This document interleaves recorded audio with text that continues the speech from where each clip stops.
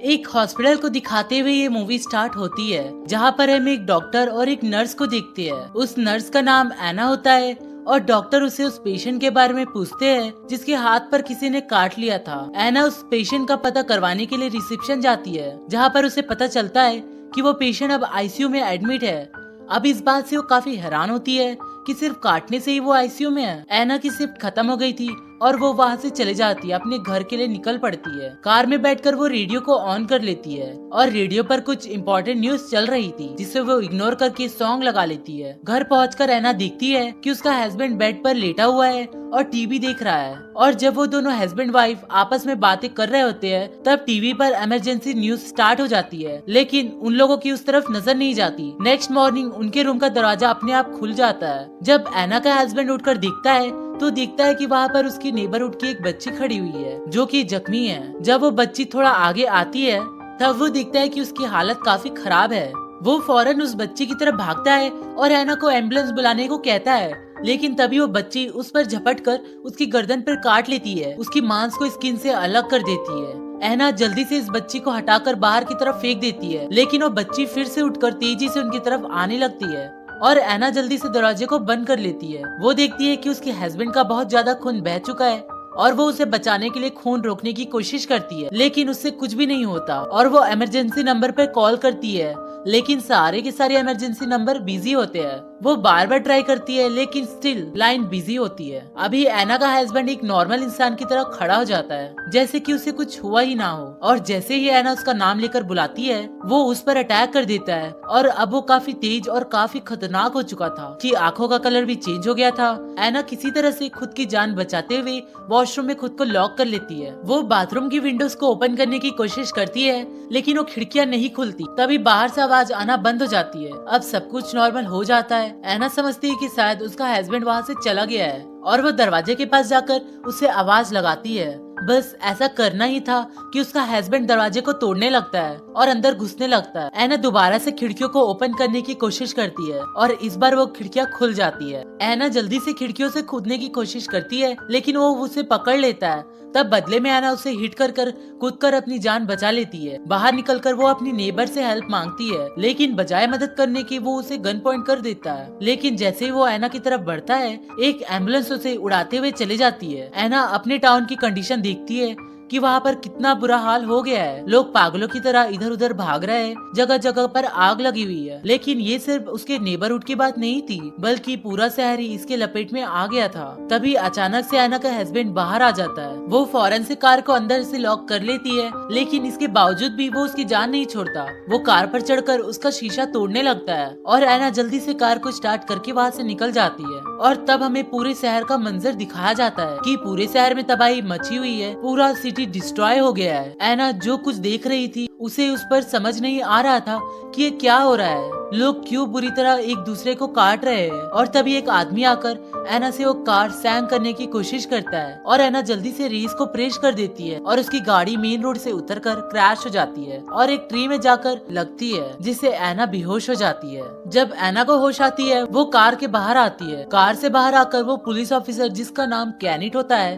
वो उसे gun point कर देता है और उसे बोलने के लिए कहता है, ताकि उसे ये पता चल सके कि ये इंसान है, ये जॉम्बी नहीं है, क्योंकि जॉम्बी बोल नहीं सकते। जिस पर वो पुलिस ऑफिसर को प्लीज कहकर बोलती है। इस बात का सबूत देती है कि वो एक इंसान है और पुलिस ऑफिसर को भी इस बात का यकीन आ जाता है कि वो एक इंसान है। वो आगे बढ़ जाते हैं, क्योंकि ऑब्वियसली वो एक पुलिस ऑफिसर के साथ सिक्योर रहेगी। अभी वो थोड़ी ही दूर पहुँचे थे कि सामने से उन पर गोली चलने लगती है और वहाँ पर 3 लोग होते हैं, जिसमें से एक लड़के का नाम होता है माइकल, दूसरे का नाम होता है एंड्रयू, के साथ ही उसकी वाइफ भी होती है। एंड्रयू ने कहता है कि उन लोगों ने उन्हें जॉम्बी समझकर गोली चलाई थी। तब वो पुलिस ऑफिसर कैनिट आगे बढ़ता है, क्योंकि उसे जगह जिसका नाम फूड पोस्टर होता है वहाँ पर जाना था, क्योंकि उसका भाई भी वहीं पर था, लेकिन वो लोग उसे जाने के लिए मना कर देते हैं, ये कहते हुए कि उन लोगों ने भी वहाँ जाने की कोशिश की थी और इस कोशिश में वो लोग 8 से 3 ही रह गए। वो बताते हैं कि अब वो मॉल जा रहे हैं। अब कैनिट और एना भी उन्हें ज्वाइन करते हैं और वो भी उनके साथ मॉल जाते हैं। पूरा मॉल लॉक था, इसलिए वो पिछले दरवाजे का लॉक तोड़ने लगते हैं और इसी इसी दौरान कुछ जॉम्बीज उन्हें देख लेते हैं और तेजी से उनकी तरफ आने लगते हैं। तब कैनिट और एंड्रियो उन जॉम्बीज को कवर करने की कोशिश करते हैं, लेकिन अभी तक डोर ओपन नहीं होता और उसका लॉक टूटा नहीं होता। कैनिट उस लॉक पर शूट करके उसे तोड़ देता है और वो सब अंदर आकर दरवाजे को बंद कर लेते हैं। अंदर आने के बाद वो पूरे फ्लोर को चेक करते हैं। माइकल को एक स्टोर रूम में किसी की आवाज सुनाई देती है और जब वो डोर ओपन करता है तब वो देखता है कि वहाँ पर एक सिक्योरिटी गार्ड जो कि अब जॉम्बी बन चुका था, तो वो किसी को खा रहा था। जब वो जॉम्बी गार्ड माइकल को देखता है तब वो उस पर अटैक कर देता है और उसका शोर बाकी लोग भी सुन लेते हैं। तभी पीछे से आकर एक जॉम्बी भी एंड्री की वाइफ को पकड़ लेता है और कैनिट उसे बचाने की कोशिश करता है, लेकिन इस कोशिश में उसे खुद भी चोट लग जाती है। अंदर माइकल किसी तरह उस जॉम्बी को मार के अपनी जान को बचा लेता है और दूसरी तरफ एना उस जॉम्बी पर शॉटगन चला देती है। उसके सर पर लगकर गुजरता है, इसकी वजह से वो जॉम्बी तड़पने लगता है। सही मौका मिलने पर वो लिफ्ट की तरफ भागते हैं और ऊपर वाले फ्लोर पर पहुंच जाते हैं, लेकिन वहाँ पर 3 सिक्योरिटी गार्ड और भी थे जिन्होंने उस फ्लोर पर कब्जा किया था और वो उन लोगों को वापस नीचे वाले फ्लोर में जाने के लिए कहते हैं, लेकिन नीचे वाला फ्लोर उन लोगों के लिए सिक्योर नहीं था, इसलिए वो हरगिज वहाँ पर जाना नहीं चाहते थे। इवेंचुअली वो गार्ड उन लोगों को उस फ्लोर पर अपने साथ रखने के लिए अग्री हो जाते हैं, लेकिन उनकी हेल्प करने के लिए नहीं बल्कि उन्हें प्रिजनर्स बनाने के लिए, और वह उनसे उनकी गन भी छीन लेते हैं। अंदर आ जाने के बाद एना कैनिट के जख्म पर पट्टी करती है और एंड्रियो भी देखता है कि उसकी वाइफ पर किसी जॉम्बी ने काट लिया था, लेकिन इस बात को वो सबसे हाइड रखता है और किसी से शेयर नहीं करता। वो लोग टीवी देखते हैं कि उन्हें न्यूज पर उन जॉम्बीज के बारे में इंफॉर्मेशन मिलती है कि वो जॉम्बीज सिर्फ सर पर ही गोली मारने से मरते हैं, और मिलिट्री ऑफिसर बताता है कि फोर्ट पोस्टर जहाँ पर कैनी जाना चाहता था कि वही प्लेस थी जो अब तक सेफ थी। अगर कोई सर्वाइवर्स यहाँ आना चाहता है तो वो लोग यहाँ पर आ सकते हैं। वो सिक्योरिटी गार्ड ग्राउंड फ्लोर पर जाते हैं ताकि जॉम्बी से लड़ सके, और वो जॉम्बी जो पानी में तड़प रहा होता है उस पर वो बात आजमाते हैं कि उसके सर पर मारने से वो मरता है कि नहीं, और वो लोग जॉम्बी पर शूट कर देते हैं। बाकी लोग छत पर सिग्नल यानी SOS लिखते हैं कि कोई हेलीकॉप्टर यहाँ पर आए और उनकी हेल्प कर सके। मॉल के सामने वाले फ्लोर पर एक सर्वाइवर होता है जो वहाँ पर अकेला था। फिर हम देखते हैं कि मॉल के आसपास बहुत सारे जॉम्बीज जमा हो रहे हैं। रात को सिक्योरिटी गार्ड सीधे उन सब लोगों को कंपार्टमेंट में बंद कर देता है ताकि वो कोई ऐसी हरकत ना कर सके। नेक्स्ट मॉर्निंग एक सिक्योरिटी गार्ड सिक्योरिटी रूम में जाता है। जब वह सिक्योरिटी फुटेज में देखता है कि एक ट्रक उस मॉल के यानी उनकी तरफ तेजी से आ रहा है और सब लोग उस ट्रक में बैठे हुए सर्वाइवर को बचाना चाहते थे, लेकिन सिक्योरिटी गार्ड सीजे जिसे सिर्फ अपनी जान ही प्यारी थी और वो उन्हें बचाना नहीं चाहता था। तब दूसरा सिक्योरिटी गार्ड उसकी बात पर अग्री नहीं करता तो वो उसे भी मारने की धमकी देता है। इसी बहस के दौरान मौका मिलते ही सब लोग उनके हथियारों को छीनकर उन्हें प्रिजनर्स बना लेते हैं। फिर वो ट्रक वाले लोगों को बचाने के लिए जाते हैं। उन लोगों को पीछे वाले डोर पर आने का सिग्नल देते हैं। ड्राइवर ट्रक को बैक करके दरवाजे पर ट्रक लगा देता है। तब माइकल और एना उन्हें बचाने के लिए बाहर आते हैं और एक कपल पहले ही ट्रक पर चढ़कर खुद को सेव कर लेता है, लेकिन वो कहते हैं कि ट्रक के अंदर भी 6 लोग हैं। अब सारे जॉम्बीज उनकी तरफ बढ़ने लगते हैं और वो दोनों उनका मुकाबला करते हुए उन्हें मारते हुए, लेकिन वो जॉम्बीज तादाद में बहुत ज्यादा थे। तब वो जल्दी से भागकर दरवाजे को लॉक कर लेते हैं। वो लोग ट्रक में बैठे हुए सारे पैसेंजर को बचा लेते हैं और वो टोटल अब 8 लोग थे। तब क्योंकि उनके पास ट्रक भी था तब कैनिट फूड पोस्टर के लिए जाने लगता है। इस पर एक सर्वाइवर उसे कहकर मना कर देता है कि फूड पोस्टर पूरी तरह से डिस्ट्रॉय हो गया है, वहाँ पर कोई भी जिंदा नहीं है, लेकिन कैनिट उसकी कोई भी बात नहीं सुनता और वहाँ से जाने लगता है। तब माइकल उसे ये कहकर रोक देता है कि उन लोगों को उसकी जरूरत है। कैनिथ अपसेट होकर छत पर चले जाता है जहाँ पर सामने वाला सर्वाइवर उससे इंफॉर्मेशन मांगता है। कैनिथ उसे बताता है कि फूड पोस्टर अब खत्म हो गया है और कोई भी मदद नहीं आएगी। दूसरी तरफ एना उन सर्वाइवर में से एक औरत को चेकअप कर रही थी। हालांकि उस औरत को बुखार नहीं था, लेकिन एना को ये बात समझ में नहीं आ रही थी कि इसे कौन सा इन्फेक्शन हुआ है, क्योंकि उसकी हालत बिगड़ती जा रही थी और उसे किसी ने काटा हुआ था। एना दूसरी मेल सर्वाइवर को भी चेक करती है और उसे भी किसी ने काटा हुआ था, और तभी उस औरत की हालत काफी खराब होने लगती है और मौके पे ही वो मर जाती है। अभी वो सब लोग सिचुएशन को समझे नहीं थे और वो दोबारा से उड़ जाती है, एना की तरह झपटने लगती है। एना एक सरिया उसकी आंख में घुसाकर उसे मार डालती है। फिर वो सब लोग को आपस में डिसाइड करते हैं और एना सबको बताती है कि ये जॉम्बी वायरस है जो काटने से फैलता है, और वो उस मेल सर्वाइवर के बारे में भी बताती है कि उसे भी जॉम्बी ने काटा हुआ है और वो भी अनकरीब अब जॉम्बी बन जाएगा। ये सुनकर एंड्री काफी हैरान और परेशान हो जाता है कि उसकी वाइफ को भी जॉम्बी ने काटा हुआ था, और वो चुपके से उसके पास चला जाता है तब माइकल कहता है कि हमें उस मेल सर्वाइवर को मार डालना चाहिए, वरना हम में से कोई भी नहीं बचेगा, और वो गन लेकर उसे मारने के लिए जाता है। एना जाकर उस आदमी को बताती है कि माइकल उसे मारने आ रहा है, लेकिन वो उसकी बात को सिर्फ एक मजाक ही समझता है। माइकल आकर उसे कहता है कि वो सबके लिए खतरा है और उसे मरना ही होगा क्योंकि वो इन्फेक्टेड है।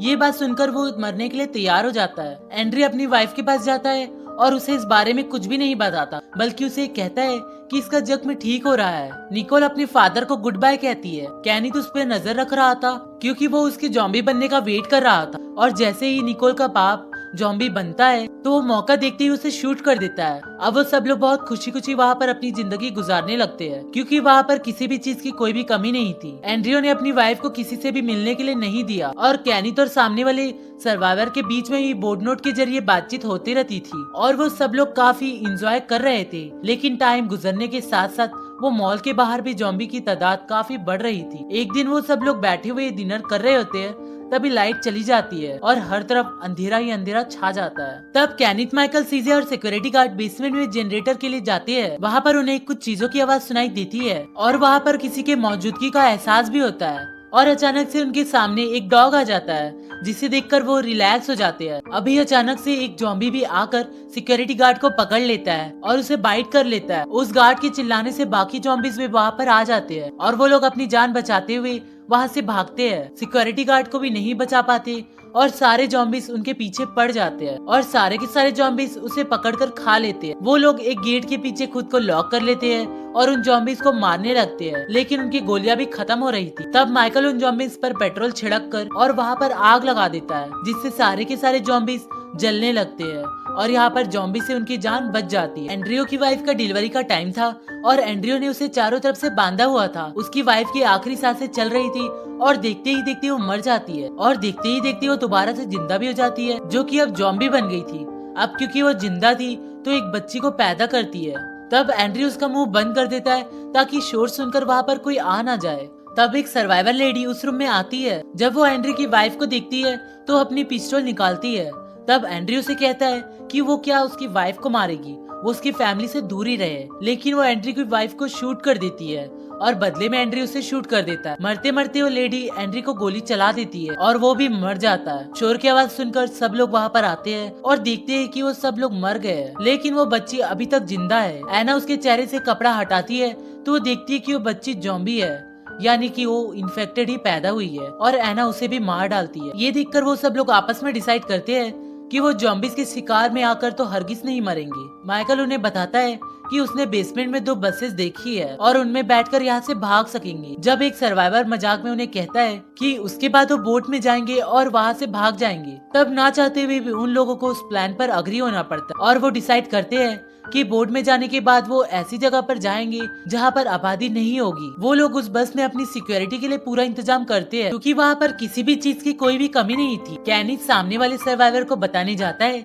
कि सिर्फ 5 दिन रह गए हैं और वो सर्वाइवर कहता है कि वो भूखा है और उसकी हालत देखकर ऐसा नहीं लग रहा था कि 5 दिनों तक बगैर खाने के वो जिंदा रह सकता। वो उस डॉग के ऊपर खाने का सामान और वॉकी टॉकी रखकर रस्सी के जरिए उसे नीचे उतार देते हैं, पर वो सामने वाला सर्वाइवर विजल बजाकर उस डॉग को अपनी तरफ बुला लेता है और एक छोटी से दरवाजे से अंदर ले लेता है, लेकिन उसके साथ ही बहुत सारे जॉम्बीज भी उस दरवाजे के जरिए अंदर चले जाते हैं। वॉकी टॉकी के जरिए सर्वाइवर से कांटेक्ट करते हैं, जिस पर उन्हें पता चलता है कि उसे भी जॉम्बी ने काट लिया है। फिर तभी उन्हें ट्रक की आवाज आती है और उस ट्रक में निकोल होती है जो सामने वाले सर्वाइवर की दुकान पर जाती है। उस डॉग को बचाने के लिए उन लोगों को वही सर्वाइवर नजर आती है जो कि अब जॉम्बी बन गया था, और वो निकोल को वहाँ से निकलने को कहता है, ये कहते हुए कि वहाँ से वो छुप जाए। तब वो लोग गटर के जरिए उसे बचाने का प्लान बनाते हैं। एक सर्वाइवर को डोर पर खड़ा होने के लिए कहते हैं ताकि जब वो लोग वापस आए तो दरवाजा खुला हो। गटर के जरिए वो सब लोग दुकान के बाहर आ जाते हैं, लेकिन जब लास्ट वाला सर्वाइवर आने लगता है तब गटर के ढक्कन की आवाज सुनकर जॉम्बी उसे देख लेते हैं और उनकी तरफ बढ़ने लगते हैं। जॉम्बीज का मुकाबला करते हुए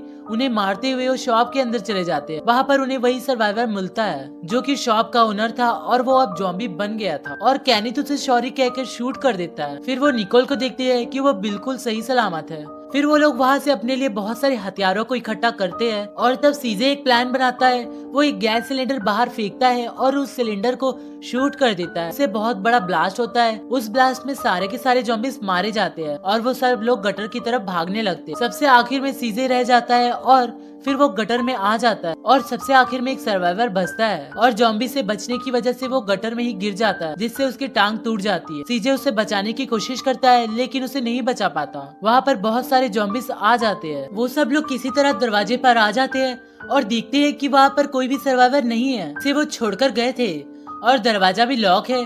और तभी वहाँ पर ज़ॉम्बी भी आ जाते हैं। वो तादाद में काफी ज्यादा थे और अब वो समझ गए थे कि उनकी मौत उनके सामने ही है। तभी ऐना आकर वहाँ पर दरवाजा खोल देती है और वो सब लिफ्ट की तरफ भागते हैं और बेसमेंट में चले जाते हैं। और फिर वो लोग जल्दी से बस में बैठकर वहाँ से बाहर निकलने लगते हैं। बाहर लाखों की तादाद में ज़ॉम्बी थे जो उन्हें चारों तरफ से घेर लेते हैं। वो लोग उन ज़ॉम्बीज के बीच में फंस चुके थे। ज़ॉम्बी उनकी बस को पलटने लगते हैं और वो उन्हें मारने लगते हैं गोलियों से और चैंसों से। तभी सीजे एक गैस सिलेंडर जलाकर ज़ॉम्बीज की तरफ फेंकता है। मौका मिलने पर वो बिल्कुल ठीक वक्त पर उसे शूट कर देता है और बहुत बड़ा ब्लास्ट होता है, जिसकी वजह से बहुत सारे ज़ॉम्बीज मारे जाते हैं और उनका रास्ता साफ हो जाता है। वो लोग वहाँ से निकलने जाते हैं। कैनिथ देखता है कि उनकी बस के पीछे एक ज़ॉम्बी लटका हुआ है। तब एक सर्वाइवर उसे मारने के लिए चैंसो का यूज करता है और मोड़ आ गया था और अब कैनिथ को बस को मोड़ना था, जिसकी वजह से सर्वाइवर का बैलेंस खराब हो जाता है और वो सीधा जाकर एक फीमेल सर्वाइवर के ऊपर गिरता है और जेंसो की वजह से वो कट जाती है और वो आदमी खुद भी कट जाता है। उसकी बस भी पलट जाती है। सीजे देखता है कि दूसरी बस पीछे नहीं है।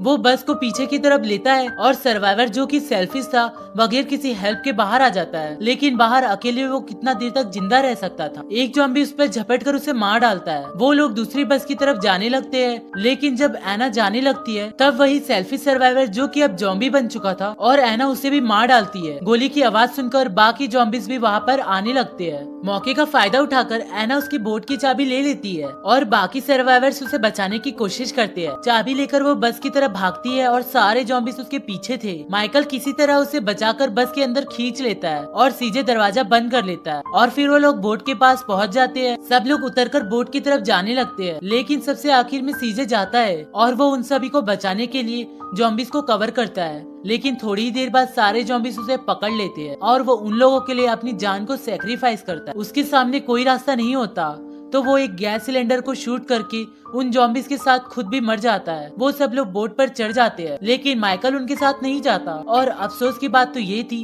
कि उसको भी ज़ॉम्बी ने काट लिया था और वो बोट के जरिए सबको वहाँ से भेज देता है। उन लोगों को जाते हुए वहाँ से देखता है। ऐना ये सबसे खुश नहीं होती क्योंकि वो उसे वहाँ पर छोड़ना नहीं चाहती थी, कि हेल्प करना चाहती थी, क्योंकि उन लोगों की जान बचाने की वजह से ही माइकल को अपनी जान की सैक्रिफाइस करना पड़ेगा। ऐना बहुत ज्यादा दुखी हो जाती है। जैसे ही उनकी बोट थोड़ी दूर जाती है, माइकल खुद को शूट करके मार डालता है। इसी इमोशनल सीन के साथ ये मूवी यहीं पर एंड हो जाती है। Thank you for watching.